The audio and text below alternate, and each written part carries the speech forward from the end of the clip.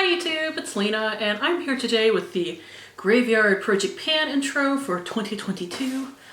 If you have not heard this before, it was started by Emily Max. I will link her down below. It's a Halloween-based Project Pan, as you can probably tell.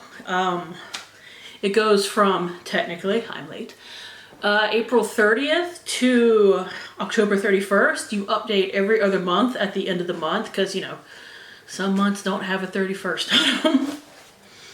But there are two categories of which you can choose from. There are resurrection products, which are products that you did not finish in previous Project Pans, or say if you had a goal to use it 20 times or hit pan or something like that, you can throw it back in for a resurrection product if you have a different goal, like you want to use it 20 more times, you want to finish, etc. The other category that we have is collecting cobwebs. Those are just products that are getting really old in your collection that you want to make sure to move out. You can throw in 6 to 10. It's rolling if you want to. It's fairly easy. So I will show you the 6 products that I decided to start off with. Now, 3 of these are resurrection and 3 of these are collecting cobwebs. And the resurrection products, as I mentioned in my finale for my 50 Shades of Purple, are all from that project. But not necessarily all the ones I thought I was going to be working on, which, you know, let's go ahead and start with one that I thought I would have finished by now, but ended up not wearing a ton of makeup in April. So here we have the Urban Decay All Nighter Setting Spray. I know this will be done by the first update. I'm not worried about that, but just putting it in a project to give myself a little extra push. It currently weighs 66.2 grams, so there's not a lot of it left. I might even finish it. In theory, should finish it in May, but we'll see, because these things do take forever. The next thing that I have is actually an eyeshadow that I pressed into my Pan That palette. It is an Urban Decay eyeshadow in Psychedelic Sister. I will take a picture of it as well, but it is this purple shade that my finger is on right here.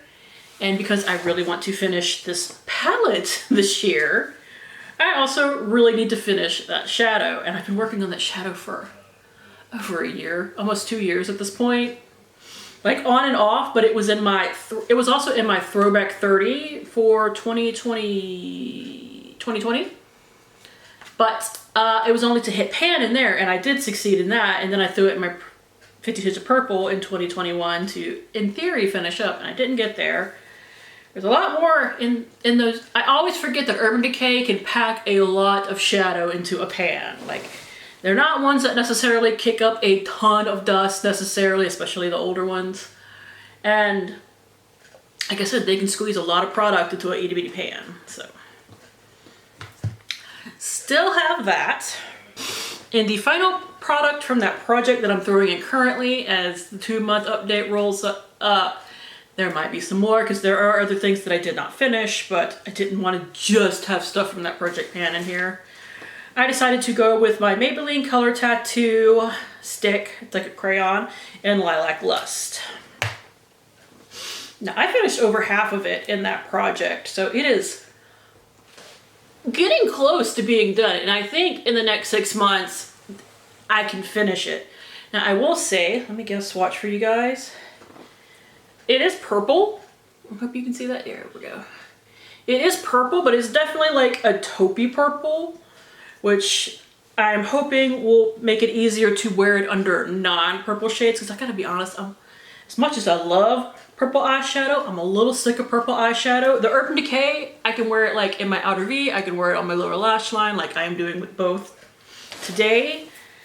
But I don't want to wear purple on my lid. I have 50 Shades of Green going right now, which is where this eyeshadow on my lid is from, and that's a little more of what I want to focus on. So I'm really hoping that, especially if I have to do it with a lighter hand, I will, but hopefully I can make this work under some other shades.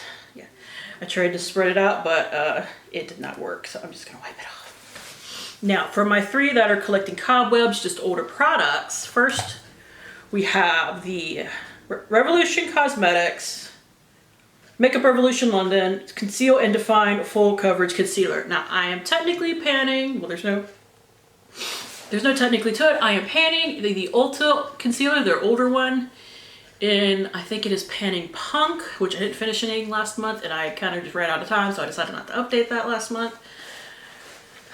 But that is too dark for me. Even mixing it with the lightener that I have in there as well, it's still too dark for me to wear under my eyes. So I have been wearing this under my eyes. It is one of the older concealers in my collection now, so that is fine. It actually does settle. I just used it today, so it's not. So once it does settle again, I will make a line on it.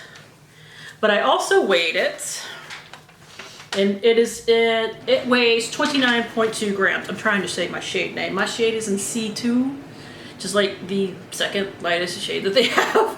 I do really like this concealer. I hope they still have it. I think they do. So I've been enjoying it, but it is one of my older concealers. I did want to finish it this year anyway, so this was a good place to put it. Next is the Il Makiage No Filter Poreless Primer. Now, while I've only had this for 2 to 3 years, I think, which is old, but it's not necessarily that old in my collection, especially for a primer.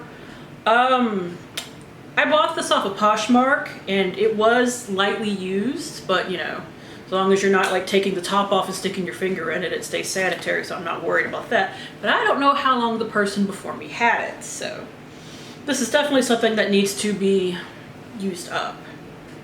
Now, it comes with 25 milliliters of product, so it's not even a full ounce.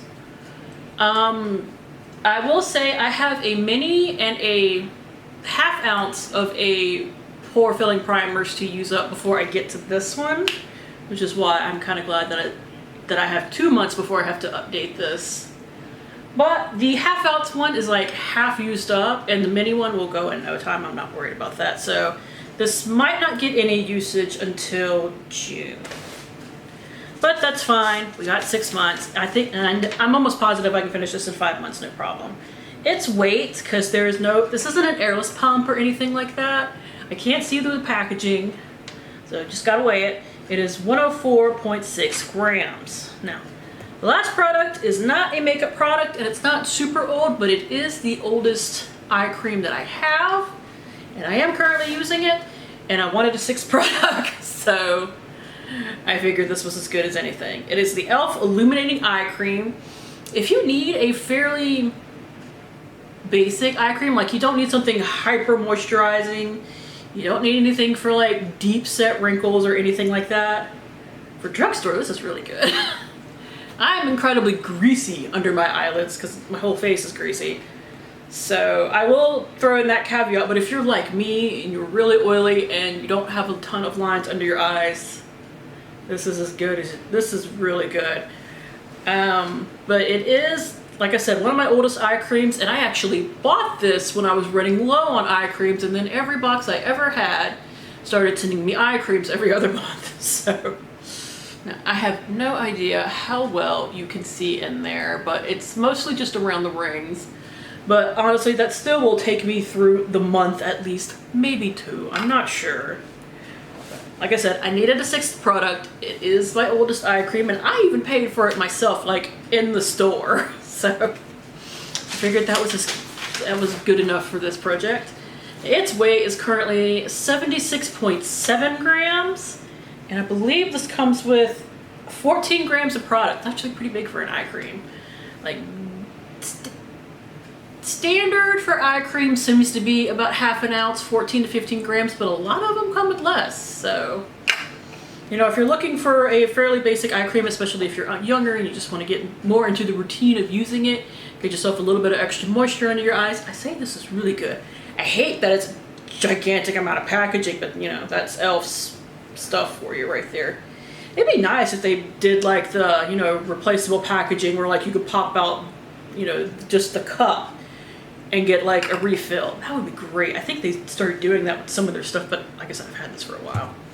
So that is it. If there is a playlist going on, I will link it down below, but I know that like more and more people join this every year, so a playlist might not be feasible at this point.